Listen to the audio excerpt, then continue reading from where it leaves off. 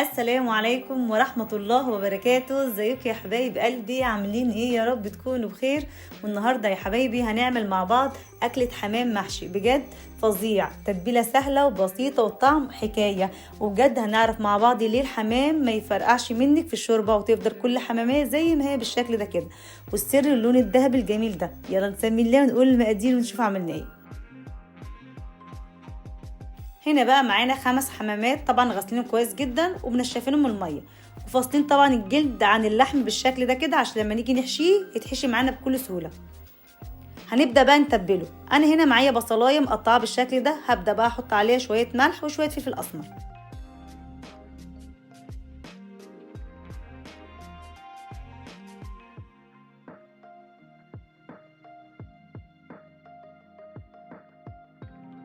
كده خلاص هنبدا بقى نتبل الحمام. طبعا الخطوه دي مهمه جدا، لما بنتبل الحمام بالبصل بعد ما بيستوي بيديكي طعم حلو قوي. هنا بقى هنتبله كويس جدا، يعني هتدخلي البصل بين الجلد واللحمه من جوه ومن بره بالشكل ده كده. كده خلاص جاهز معانا، هنبدا بقى نحطه في التلاجة لغايه لما نجهز الحشوه بتاعته. معانا بصلايه كبيره متقطعه صغير بالشكل ده، ومعانا 2.5 كوباية رز، والقوانص والكبده انا فصلاهم عن بعض. طبعا الكبده والقوانص دي مش كلها بتاعه الحمام، انا كان عندي كبده وقوانص بتاعه الفراخ وضفتها عليها. هنا بقى بدات اجيب طاسه، حطيت فيها معلقه سمنه وشويه زيت، ونزلت بالبصل. اول ما البصل يبدا يدبل معانا اروح نازله بالقوانص، هشوحها كده شويه القوانص مع البصل بالشكل ده كده، وبعد كده اروح نازله بالكبده.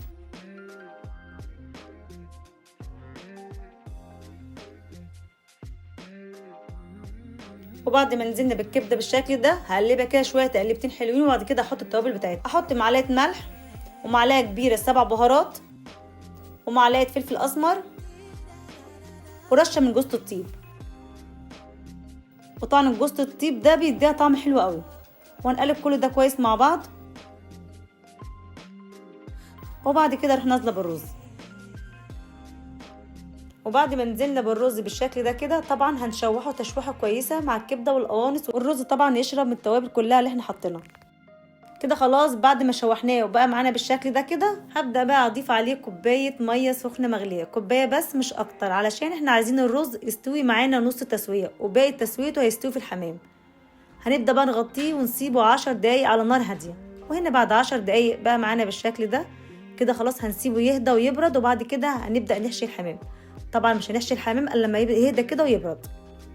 وهنا بقى بدات اجيب الحله اللي انا هسلق فيها الحمام، وحطيت فيها طماطمايه وجزرايه ورق لورا وحبهان وفلفل اسود حص وبصلتين. طبعا اغطيها واسيبها عقبال ما تبدا تغلي، كنا انا حشيت الحمام. وهنا طبعا خلاص كانت الرز بتاعنا هدي خالص وبرد، هبدا بقى احشي الحمام. بدات اخد شويه من الرز في الطبق بالشكل ده علشان الرز كله ما يتبهدلش معانا، علشان لو فات شويه من الرز هنكمل طبعا تسويته عادي خالص.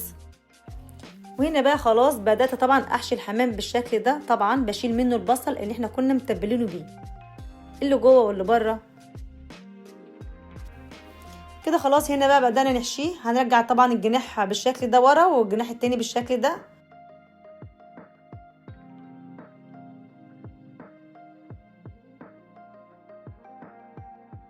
طبعا يا جماعه السر اللي بيخلي الحمام يفرقع منك في الشوربه علشان انتي بتكبسيه من الرز. احنا عايزين الحماميه متهويه كده من الرز كده، واخده كميه بسيطه عشان لسه هيكمل سواه طبعا في الشوربه. زي ما انتوا شايفين كده الرقبه خدت الكميه بتاعتها المناسبه، يا دوبك مش مكبوس اهيت.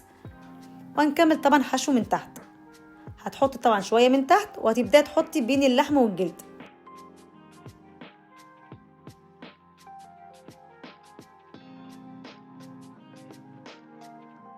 زي ما انتوا شايفين كده بدات احط بين اللحمه والجلد، طبعا مش بتملهوش على الاخر، حاجه برضو بسيطه. طبعا رجل الحمام بنقفلها على بعضيها بالشكل ده، ونبدا بقى ندخلها في المكان ده.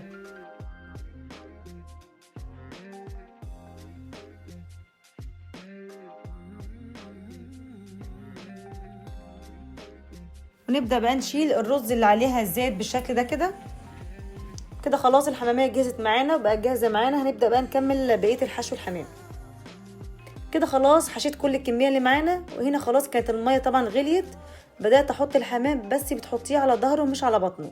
وطبعا لما تغطي الحله ما تغطيهاش قوي، خلي الغطا متهوي بالشكل ده كده لغايه ما تبدا الميه تغلي معانا.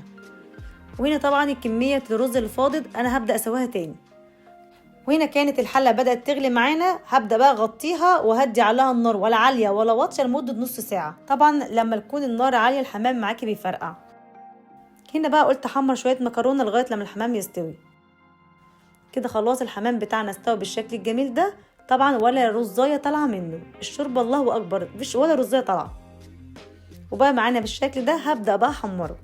انا هنا جبت طاسه حطيت فيها شويه سمنه وشويه زيت. انا يا جماعه بحب احمر الحمام بالسمنه والزيت مع بعض علشان هيدونا اللون الحلو اللي انتوا هتشوفوه دلوقتي بعد ما يتحمر. وبضيف على السمنه والزيت شويه ملح صغيرين، علشان الملح اللي انت بتحطيه بيخليش الحمام يلزق معاكي في الطاسه وانت بتحمريه. وهنا بقى هنبدا نحطه بعد ما السمنه سخنت معانا بالشكل ده، وهنبدا بقى نحمره. طبعا وانت بتحمريه بتلفيه فوق تحت شمال يمين في كل اتجاهات لغايه لما يتحمر معاكي ويبقى معاكي بالشكل القمر ده. والله يا جماعه فظيع بجد، طعمه حلو قوي، والخلطه بتاعته على قد ما مكوناتها كلها بسيطه بس مديها طعم حلو قوي. وزي ما انتوا شايفين كده، ولما انا حمرته ولا حماميه لزقت في الطاسه ولا اي حاجه، وطبعا اللون والشكل فظيع بجد. جربيه واستنى رايكم في الكومنتات. طبعا عملت جنبه ملوخيه ومكرونه، بس انا مرضتش اجيب وانا بعمل الملوخيه والمكرونه علشان ما اطولش عليكم الفيديو. ودي كانت اكلتنا النهارده بجد، يا رب تعجبكم واشوفكم على خير الفيديو الجاي. وما تنسيش تعملي لايك وشير ومتابعه للقناه عشان يوصلك كل فيديوهاتي. والسلام عليكم ورحمه الله وبركاته.